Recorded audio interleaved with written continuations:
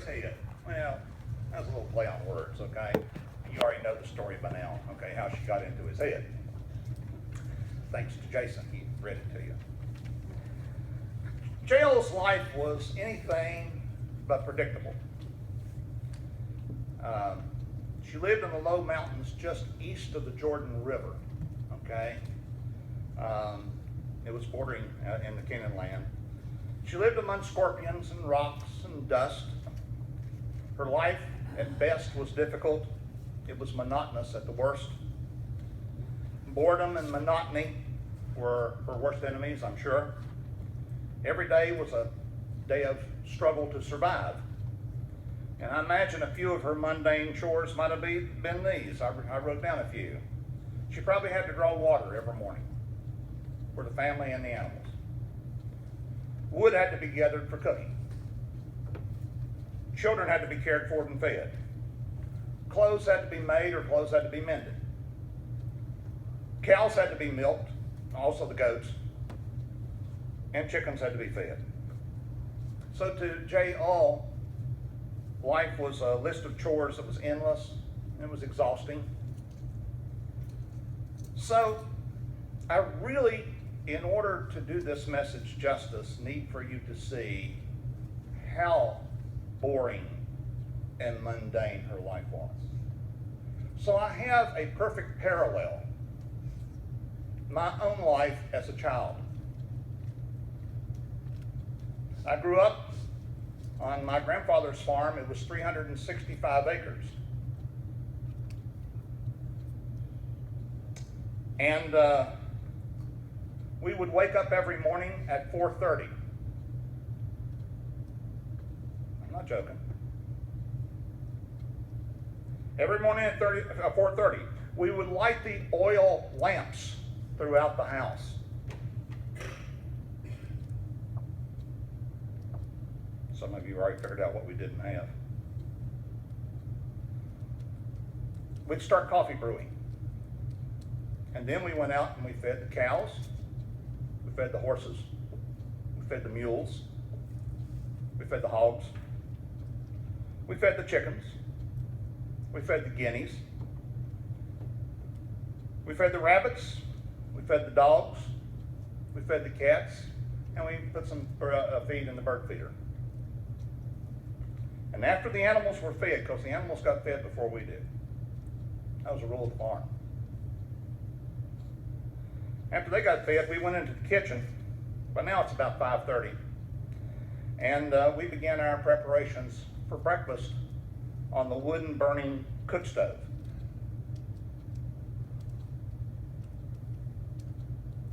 If you didn't figure it out with oil lamps, you ought to be figuring it out by now, right? Something we didn't have. This meant that biscuits had to be made from scratch. We didn't know anything about Pillsbury or Bisquick in those days. We made them from scratch and baked them.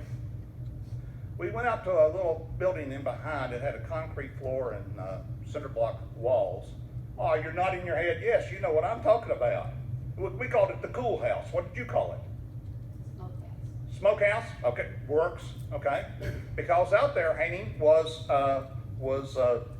pork. Okay, on a slab. We got there with a real sharp knife and slice off the bacon we were going to fry that day. Didn't come in packages.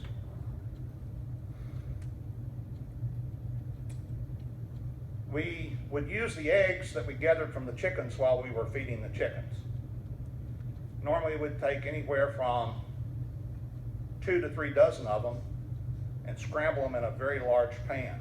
Why so many eggs? Well, it was my grandfather and grandmother, my aunt, 3 uncles, and me. Okay. So we had quite a bit of eggs to fix. Preserves were brought in from the cold house. I always volunteered for that because I wanted to make sure we had raspberry preserves. Sometimes my uncle would beat me to it and we'd end up with damson or peach preserves. We had to take the water buckets out to the well house, hook them on a hook at the bottom of the rope, lower them down in the well, and fill them all one at a time, pull them up to the surface. After we got through eating, we'd place all of our plates and silverwares in this very large oval-shaped tin pan. I'm sure it was a feeding trough, but we used it for a wash because it had to be large. There were so many of us with so many dishes. So we'd pile them all in there. And my grandmother would wash them. And the rest of us would head off to the huge fields up the top of the mountain. Because in West Virginia, your farmland is either on the tops of the mountains or valleys if there are any. Normally it's no valley, okay? But your fields are on top of the mountains. And we had a few hundred acres because we owned all those mountaintops. I would start hoeing with my hoe, and I was the fastest hoer, so I took the lead row, okay? And we'd hoe all the way to the end of the row and all the way back, and it was time for lunch. We weren't slow hoers. We had long rows. Out and back again, it was time for supper. Curved mountaintop, you're out there hoeing. You don't know how far you are from the end or how far, where exactly you are. It'll be a little bit monotonous and boring. So while we were working in the fields, my grandmother and my aunt would cook a luncheon. And they'd carry it the half a mile up to where we were in the fields, and by that time we were drifting into this grassy spot underneath an oak tree. We'd sit on the ground and lean back against trees and eat our lunch. Is it pretty boring already? Pretty mundane? Pretty ordinary? And then for the few minutes while our food settled, we didn't want to go back working real fast. You get sick if you do that. So we'd sit and do what any red-blooded American man would do. We'd carve on pieces of wood, make little animals, and smoke our pipes with black Cavendish tobacco. We worked until about 30 minutes before dark, and then we'd walk off. There were buildings behind our farmhouse, and in behind the buildings there would be wash tubs, several of them. We would be out of sight of the ladies in the house, so we would remove our clothing, take our baths, and dress in our pajamas. It was not too long till it was bedtime. And then we would go in and eat supper that my grandmother and aunt had been preparing all afternoon. Then we'd retire to the front porch, smoke our pipes, talk about county, state, national, world affairs, and other things that came up. Past experiences, and my grandfather was rich in past experiences. So we had no electricity. We had no running water. We had no TV. We had no radio. We had one motorized vehicle, and that was a 1952 Pontiac sedan. You might remember the one with the long slanting roof that went all the way down to the back bumper. Remember that one? That's what we had. We used oil lamps. We worked the farm with animal-drawn plows and cultivators and rock sleds. We used hoes and sickles and grass whips. And I haven't even begun to tell you about how we built our own sleds or built our own wagons, or how we brought in firewood, because we heated with wood in West Virginia, and it gets cold there.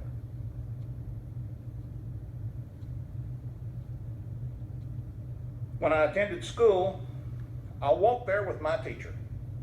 It was my grandfather. We walked 3.5 miles to school, and it was uphill both ways. It was also downhill both ways. If you went by the road, it would take you 3 times as longer to get there. Just go over the mountain. Take the shortcut. We went to a one-room classroom. There was one other small room. It was our library. It held about 40 to 50 books. McGuffey readers. How many people know what a McGuffey reader is? Okay, a few people in here do. Probably the best set of instruction ever printed in the United States of America, right there. Outstanding books. I have a full set of McGuffeys in my library. The school was heated with wood and coal, and it was the responsibility of the older children in school. We went through the 9th grade. There was about 36 of us. to the 9th grade. And their responsibility was to get the wood stove going early in the morning and have enough wood and coal on hand to keep it going. They also had to bring water in, and our water came from outside where there was a hand pump to get it out of the ground. And we had a community dipper. You know what I mean? It's probably a reason why we didn't get sick. We had everybody else's germs on us. Bathrooms? We had two. One was a path that went north and the other one was a path that went south. The girls had the south path, the boys had the north path. I can remember when we became very sophisticated. The county school board decided to build a little building at the beginning of each one of those paths. Outhouses. I tell you all that. I actually lived that way. No TV, no radio. We did have books. We did have conversation. And we did have Black Cavendish tobacco. Okay, so we did have a few nice things in life. But I want you to see how mundane. Every day was that way. Every day was a day of survival. If we didn't grow it, if we didn't raise it, if we didn't harvest it, we made our own molasses because we raised sugar cane and boiled it in large vats outside. Everything we had, we either grew, raised, or made with hand tools. So you could say it was boring. I never really ever thought of it as boring. I sort of enjoyed doing all that. But I'm a little bit different, I guess, person for that. Everything was hands-on labor. And that's the way it would have been for J.O. Every day. Now it gets to be a routine. You get used to it. If I still had a family with young children, I would love to go back and have a farm that size and do it all over again. I really would.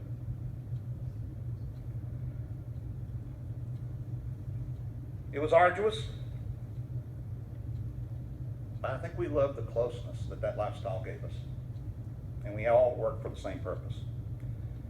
Now I bet, sitting in this room right now, there's a number of women who, in spite of technology, are raising children and have multitudes of household duties every day. And you may feel it's not monotonous and boring like J.O. I bet there's a few of you. So I want to talk about J.O.'s ordinary life of boredom. She would start with the first rooster crow, and she'd work until the sun set. And there was very little time to rest or relax. There were a few festivals and holidays, but you know what that meant? More work, because you had to get the meals prepared and all that. A few neighbors might come over and help, okay? So to survive the long hours and the hard work and the boredom, she could maybe whistle or sing. She didn't have Black Cavendish tobacco. Didn't have that. Speaking of neighbors, there weren't very many, and they were a long way off. It would have taken an hour and a half, 2 hours to get to the closest ones. She is a Bedouin. Bedouin. It would take that long to get to them, and then you'd have to take the children along, and that was something else that meant more work. So being a wife of a nomadic tent dweller was not an easy life for J.O. It was ordinary, everyday, monotonous, boring, ordinary. The days were hot, the nights were cold, it was dry, the dust was never ending. Those who have been in Iraq know about dust, right, Brother Jason? Yes, sir. It doesn't stop. So, on this particular day we're talking about, it started out just like that, just like all the others, up at dawn, stoking the fire, getting breakfast ready, etc., etc. Her husband is Heber. He's a metallurgist. And although he's a Kenite who are supposed to be allied with Israel, he has allied himself with King Jabin, the Canaanites. And he's providing them with scythe blades that are attached at the wheel axle. So when those chariots went roaring through an army, if you dodged to get out of the way of the horses, you dodged right into a side blade that cut your legs off. And that's where he is. It was up to her to do everything. It would have been exhausting. It would have been an ordinary day. Ordinary days aren't all bad. I'm getting somewhere. I'm just lulling you in.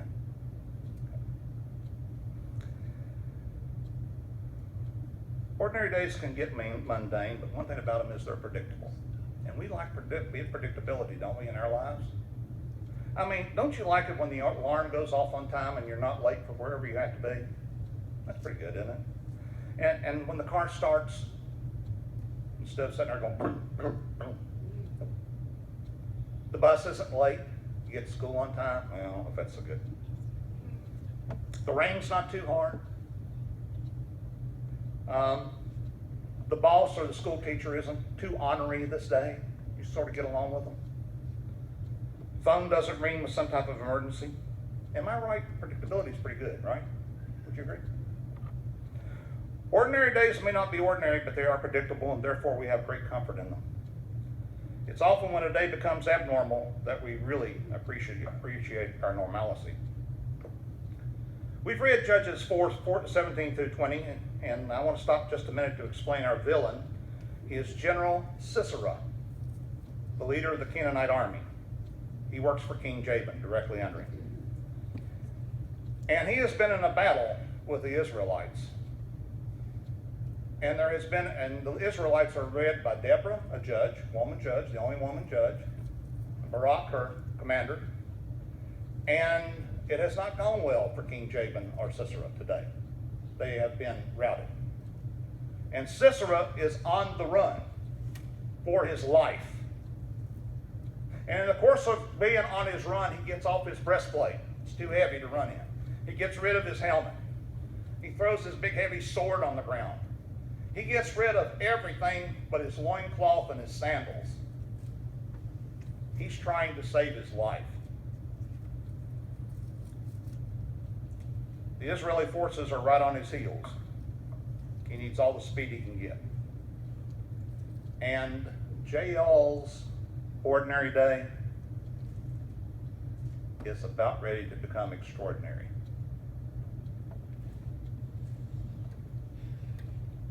Sisera, meanwhile, fled on foot to the tent of Jael, the wife of Heber the Kenite, because there was an alliance between Jabin, king of Hazor, and the family of Heber the Kenite. Jael went out to meet Sisera and said to him, "Come, my lord." See, she knows who he is. Everybody knew who Sisera was. "Come right in. Don't be afraid." She entered her tent. He entered her tent. She covered him with a blanket, probably an animal skin. "I'm thirsty," he said. "Please give me some water." He asks for water. She doesn't give him water. She goes and gets him some warm milk. What will that do? Make him sleepy. She puts a warm animal skin over him. He will sleep soundly. And he does. He says to her, "Stand in the doorway of the tent. If anyone comes and asks you, 'Is anyone in there?' you say no." Now, her day was ordinary, and all of a sudden in comes the commander of the Canaanite armies that has oppressed Israel for 20 years to her tent, ran to her tent, and at that point her day changed tremendously. He maybe had been in her camp many times before, so she knew who he was. Isn't it interesting how you can just be minding your own business on what you think is a typical day like any others, when suddenly, through no fault or planning of your own, things turn out to be very atypical, very different? This happened to Rose Carter. I read about this sometime back in a newspaper, and I clipped it because I wanted to use it for a sermon someday. She was going through a normal day too. She stopped at a gas station. Just as she hung up a nozzle, a man jumped in her car, started it, and drove off with her 5-year-old child in the back seat. She managed to grab hold of the steering wheel, and the thief kept hitting her with his fist to knock her off. He was dragging her legs on the street. Her skin was running off of her legs. She fought this man with all her strength, and he finally crashed that car into a store. When the police arrived, they found her, she had found the LoJack club out behind the back seat, and she was just beating the tar out of this guy, and he was begging for mercy. You see, Rose's day had become anything but normal. I bet you she'd like to have her ordinary day back. What do you think? By the way, there's a little message here. Don't ever mess with a mother bear who has a cub around her. Okay? Don't ever do that. Jill realizes that this day will be anything but ordinary. Sisera has brought that to be. What did he want? Well, he wanted a place to hide. She gives him refuge. He wants water. She gives him milk. She provides an animal skin. She makes sure he goes to sleep. I bet in her mind, don't you think she was probably thinking something like this? Can it really be this easy? Can it really be this easy? So, here's an opportunity. Have you ever had an opportunity come along and you just missed it? Maybe it was a business opportunity, maybe a chance to buy stock. Perhaps it was a chance to do a good deed for somebody. Maybe to leave a package of food sitting on the doorstep of a house door, ring the doorbell, and run away. So it's anonymous. There was a wise man who said, the reason so many people never get anywhere in life, you better listen to this. I'm on my sermon now. Okay? The wise man said, the reason so many people never get anywhere in life is because when opportunity knocks, they're out in the backyard picking 4-leaf clovers, hoping their luck will change. It's knocking at the front door. And very often, we have to make our own opportunities, but sometimes they just show up for us. Now, Jael's ordinary day becomes a major opportunity. She knows what she's going to do. I'm sure it crossed her mind as soon as he came into camp. I was so tired. As soon as she hears Sisera loudly snoring, she goes in where he's sleeping. She has a tent peg. Some people say it was an iron peg that her husband would have developed in the forge. It could have been. It could have been a wooden peg. It would have been about 20 inches long. It would have had a sharp end. And she had a large wooden hammer. We know from artifacts this would have weighed about 25 to 30 pounds. And by the way, it was the responsibility of the Bedouin women to put up the tents. So she swung that hammer many times. I'm pretty sure with all the work she does, she's a pretty stout woman. So she catches him sleeping, pulls back the cover, puts the peg against his temple, raises that big heavy mallet. One lick through the temple, through the brain, out the other temple, and into the ground.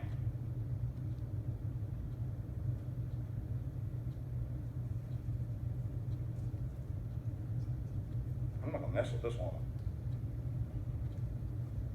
It was a clean shot. If she'd have missed, she'd have probably killed him with a hammer anyway. Okay? It was a clean shot. I'm sure he didn't make a sound. Maybe it was a sigh as his breath expelled from his body, but other than that, he didn't make a sound. And soon, his pursuers arrived in her tent. And Barak, the leader of the army, was there, showed up. And she was able to say to them, I'm sure they were shocked. The man that you're pursuing is laying in my tent.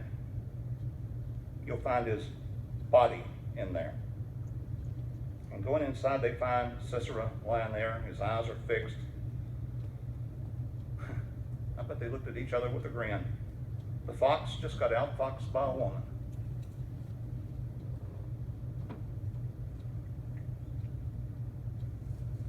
This is a side message. Ladies, if you ever have a man tell you that you can't do much without him, Sit them down and tell them the story of Jael, would you? Okay.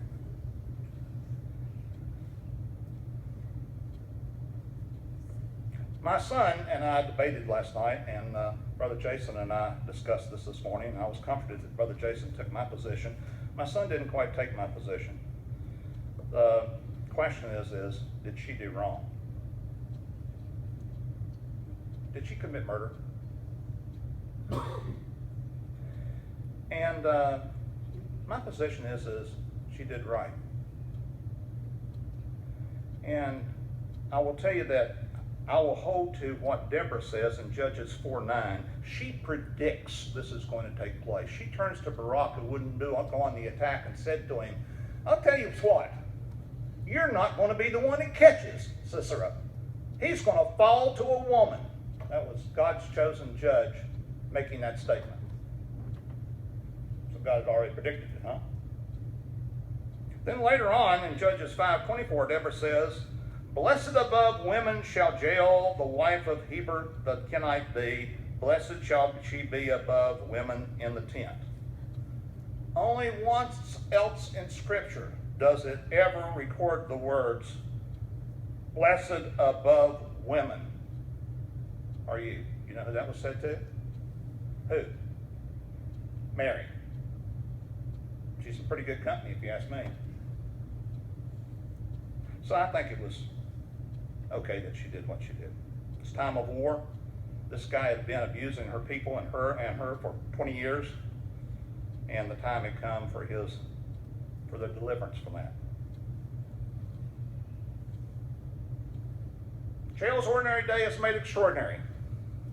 And I'm going to tell you that when God breaks in on an ordinary day, it becomes anything but ordinary after that. I'm going to give you some examples. The apostles went fishing on a boat. And they caught so much fish that it about ripped their nets and then it about capsized their boat. It's not a very ordinary day anymore, is it? It was an ordinary day when a little boy's mama packed him a lunch of a few fish and a few loaves of bread. And he took off to hear the big meeting where Jesus was speaking. Came time for lunch, he offered that. I mean, that's all he had, but I'll give you what I got. I can preach a whole sermon on, this is all I've got, this little bit, but I'll give you what I got. Because God sometimes only asks a very little bit of you. And you know the story. Fed 5,000 people and had 12 baskets left over. When God breaks in, it's no longer an ordinary day. It's an ordinary day when a woman shows up, she's bleeding, probably menstrual bleeding. It had been going on for an extremely long time, 12 years. And she touched the hem of the prophet's garment, Jesus. Her day was no longer ordinary, it was extraordinary. She was totally healed. When God moves in, things aren't ordinary anymore. It was an ordinary day when a group of Christians are sort of meeting in this room, and suddenly there's a loud rushing wind and tons of fire descend, and the next thing you know, they're all speaking in all kinds of languages. And the church was established. Ordinary day became extraordinary, didn't it?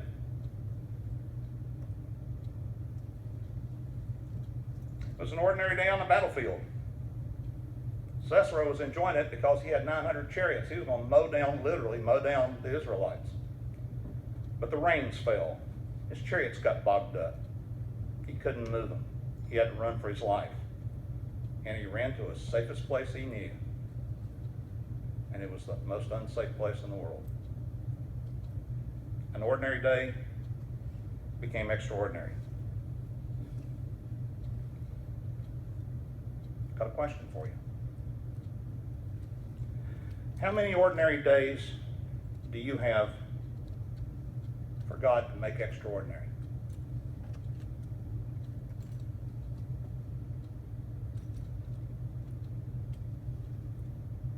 God often uses ordinary people going about their ordinary days to do an extraordinary work. but there's a key.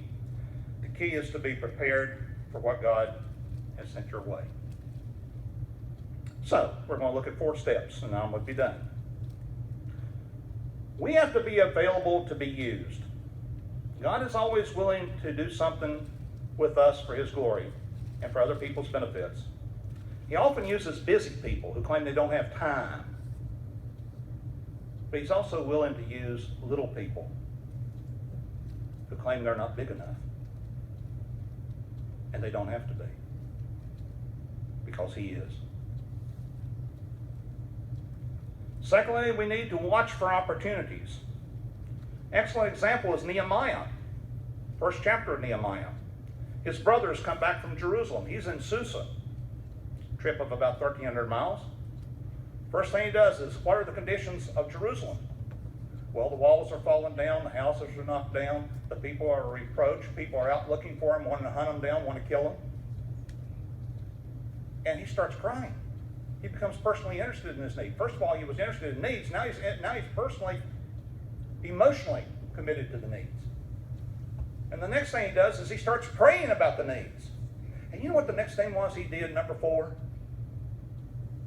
He made himself available to meet the need. He says, I'll go in to the king, I'll ask the king for provisions and for men, and we'll go over and we'll build that city up.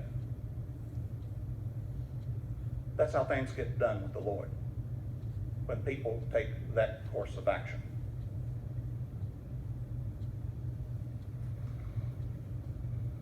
Number 3, don't be afraid when something unusual comes your way. It was unusual for General Cicero to show up in Jael's camp. But how did he get there? God delivered him. By the way, what Deborah told Barak was, the Lord will deliver him into her hand. Number 4, don't think it has to be something big. It could be as little as taking your little 2 fishes and a few loaves of bread and saying, here, Lord, I'll contribute this for feeding the 5,000. And that was enough. Because God made it enough.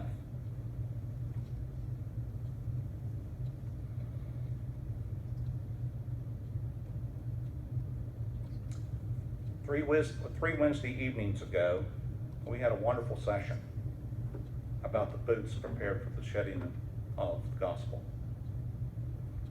And I asked everyone, after I read my personal salvation story, to write one of their own. And then I read my recovery story, and I asked everybody to write one of their own. And then we went through the Roman road, and I says, everybody memorize these verses. And I made them a promise. If you do that, God's going to put somebody in your path, and you're going to get the joy of leading them to the Lord, and you're going to have a star in your crown and the praise of the Lord Jesus Christ before everyone. Now, there may be more than what I know, but right now I know of only 3 people who've done that.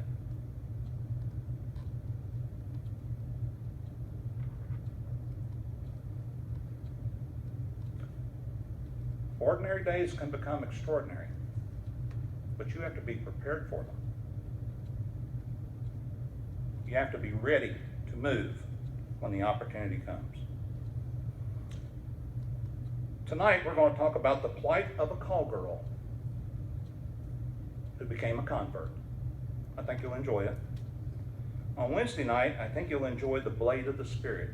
Thank goodness, about time we get to an offensive weapon. What do you think, huh? We've been on the defense all along so far. Now I got something I can hit with, okay? So I like that. The story of Jael is the story of an ordinary woman going about an ordinary day. God enters into her day with a tremendous opportunity. And what does she end up accomplishing? She liberates all of Israel from the enslavement to the Canaanites where they've been for 20 years. She's an ordinary woman.